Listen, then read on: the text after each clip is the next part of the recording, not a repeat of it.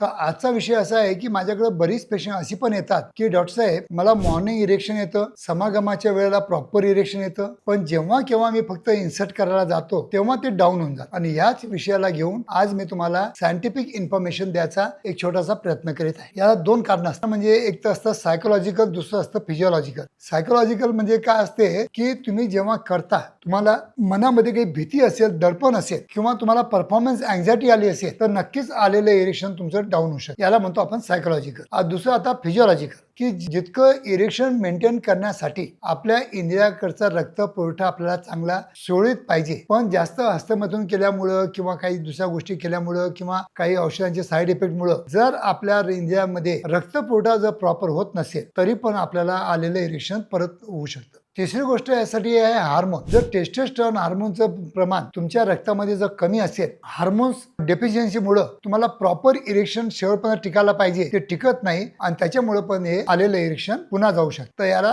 Proper treatment जर केल्या 100% उपचार आहे, काही काळजी करण्याची गरज नाही। आमच्या क्लिनिकमध्ये शॉकवेव्ह थेरपी आहे, फी-शॉट थेरपी आहे, व्हॅक्यूम थेरपी डिव्हाइसेस आहेत आणि सगळ्यात महत्त्वाची म्हणजे टेस्टोस्टेरोन हार्मोनल रिप्लेसमेंट थेरपी पण। या सगळ्या थेरपींचा पेशंटनुसार आम्ही उपयोग करून आम्ही तुम्हाला ह्या समस्येपासून मुक्तता देऊ शकतो। मित्रांनो, काहीच काळजी करण्याची गरज नाही। केव्हा केव्हा अचानक आलेलं इरेक्शन अचानक जात असेल आणि केव्हा केव्हा तुमच्या बरोबर घडत असेल, पण यासाठी लवकरात लवकर जर उपचार केले तर नक्कीच तुम्हाला 100% चांगलं प्रॉपर ट्रीटमेंट तुम्हाला मिळू शकते।